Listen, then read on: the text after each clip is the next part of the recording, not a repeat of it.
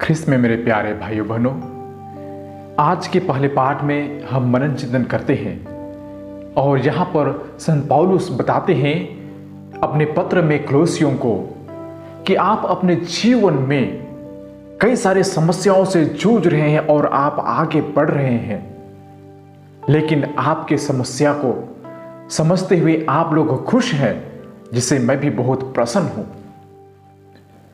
और यह भी है, यहाँ पर यह याद रखिए कि हमारे आने से पहले प्रभु ईसा मसीह ने भी हमारे खातिर वह इस धरती पर दुख और कष्ट झेल कर हमारे लिए वह परलोक से धार चुके हैं।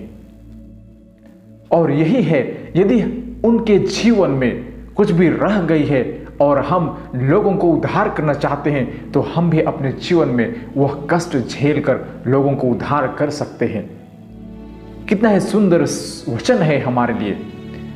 और इसका तात्पर्य यह है कि हम यीशु मसीह के समान दूसरों का उद्धार करना चाहते हैं, तो हम भी यीशु के समान दुख और कष्ट झेल कर लोगों को वह सुख सुविधा प्रदान करें।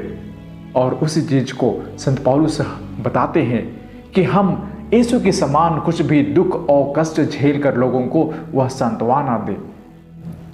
और आज के सुसमाचार में हमारे प्रभु ईसा मसीह विश्राम के दिन वह शिक्षा दे रहे थे, और शास्त्री और फारिसी वे यह देखना चाहते थे कि इस दिन ईसा मसीह क्या लोगों को चंगा करते हैं, क्या लोगों का कुछ भलाई कर रहे हैं। शास्त्री और फारिसी उसी ताक में थे कि ईसा मसीह विश्राम के दिन यदि वह अच्छा कार्य करेंगे तो हम उसे दोषी बना लेंगे।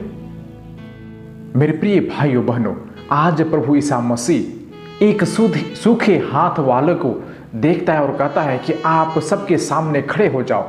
उसे बीच में खड़े कर दिया और उनसे पूछा, उनके विचारों को जानते हुए, कि आप क्या कहते हैं कि आज का दिन अच्छाई करना अच्छा है या लोगों को बुराई करना? तो उन्होंने कुछ नहीं कहा, लेकिन फिर भी मैं इस मनुष्य को समझते हुए उस सूखे हाथ वाले से कहा कि आप खड़े हो जाओ, अपना हाथ फैलाओ। और वह खड़े होता है और वह चंगा हो जाता है। कहने का तात्पर्य यह है कि हमारे जीवन में, हमारे समाज में यदि हम देखना चाहें, जो भी आज भला कार्य करता है उसका कोई प्रशंसा नहीं करता है, लेकिन हमेशा हम लोगों को चाहते हैं कि हम कैसे उसको बुराएं, वह फेमस होते जा रहा है, वह कैसे इस प्रकार का कार्य कर सकता है। इसलिए लोग हमेशा गिराना ही चाहते हैं, लोग कभी किसी का भलाई नहीं चाहते हैं, क्योंकि हम भला नहीं है। मैं याद करता हूं, जब लॉकडाउन हो चुका था तब बहुत सारे लोग आगे आए अपने तरह से कुछ दान स्वरूप देने के लिए, उन्हें भोजन देने के लिए, लेकिन कुछ लोग थे उसे मना करते थे। मैं याद करता हूं कि कर्नाटक का एक राज्य है जिसे कुर्ग कहते हैं, वहां पर बाढ़ के चलते कई सारे गांव डूब गए थे और हमारे मिशनरी फादर लोग उस गांव में जाकर चावल या कुछ अन्य चीजें देना चाहते थे, लेकिन वहां के कुछ लोगों ने वहां जाने से मना कर दिया। तब उन्होंने यह भी कहा कि ठीक है, यदि हम नहीं जाएंगे तो आप ही वहां जाकर इन सभी चीजों को आप उनके हाथों दे दीजिए। लेकिन उन्होंने रख भी लिया, लेकिन उन व्यक्तियों को वे नहीं दिए। तो वे पता नहीं हमारे जीवन में ऐसी क्या होती है कि हम लोगों की भलाई करना नहीं चाहते हैं।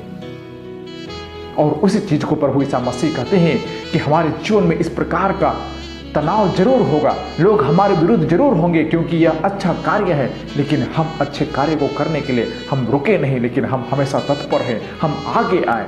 ईसा मसीह अपने जीवन से हमें यह समझा दिए हैं कि हम हमेशा अपने जीवन में भलाई ही भलाई करें, क्योंकि हम ख्रिस्ती हैं, हमारा परमेश्वर ने ही वही सिखाया है।